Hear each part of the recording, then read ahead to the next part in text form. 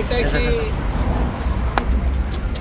उद्धव बाळासाहेब ठाकरे पक्षाचे प्रमुख उद्धवसाहेब ठाकरे आणि महाराष्ट्र नवनिर्माण सेनेचे प्रमुख राज ठाकरे साहेब ठाकरे या दोघांनी महाराष्ट्रामध्ये युती केलेली आहे।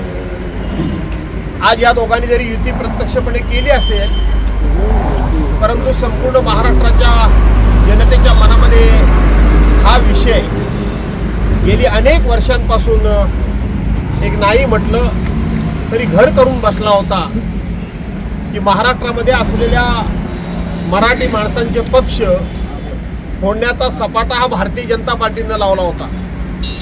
पहिली हिंदुहृदय सम्राट शिवसेना प्रमुख मान्य बाळासाहेब ठाकरे यांची शिवसेना फोडण्यात आली।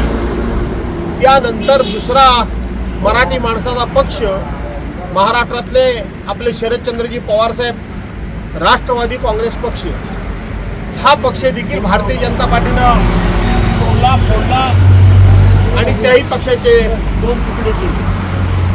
ज्या वेळेला अशा पद्धतीनं मराठी माणसांनी स्थापन केलेले पक्ष हे ज्या वेळेला तोडण्याचं काम सुरू होतं, त्याच वेळेला संपूर्ण महाराष्ट्रातल्या जनतेची भावना होती की आता मराठी माणसाला जर तारायचं असेल, वाचवायचं असेल, मराठी माणसाचा आवाज बुलंद करायचा असेल, मराठी माणसाचा न्याय हक्क हा शाबूत ठेवायचा असेल, तर राजसाहेब आणि उद्धव साहेब या दोघांनी एकत्र यावं ही अखंड महाराष्ट्राची इच्छा होती।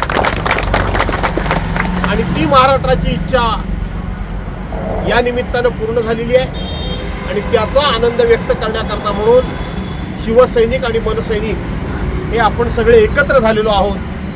मी आपल्या सर्वांना धन्यवाद देतो, आपल्या सर्वांना या ठिकाणी आपले आभार मानतो आणि भविष्यामध्ये आपण सर्वांनी एकत्रितपणेच प्रत्येक गोष्टीमध्ये एकत्र राहायचं आहे।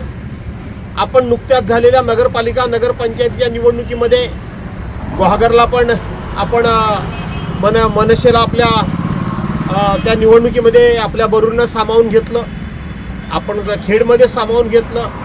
उद्याच्या होणाऱ्या जिल्हा परिषद पंचायत समितीच्या निवडणुकीमध्ये काही ठिकाणी त्यांच्या उमेदवारांना जागा देण्याचा आपण या ठिकाणी आपल्या मनाची तयारी केलेली आहे। त्या दृष्टीने सुद्धा आपण चर्चा सुरू ठेवलेली आहे।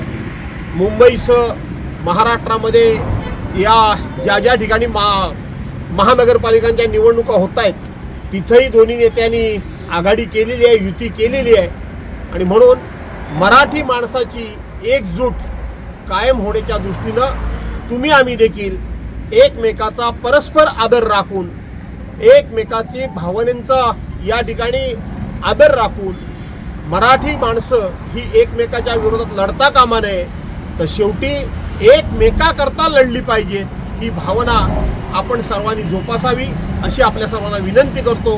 पुन्हा एकदा तुम्हाला सर्वांना धन्यवाद देतो आणि आपल्या सर्वांची रजा घेतो। जय हिंद, जय महाराष्ट्र। हम तुम्हारे साथ हैं। आज आगे बढ़ो।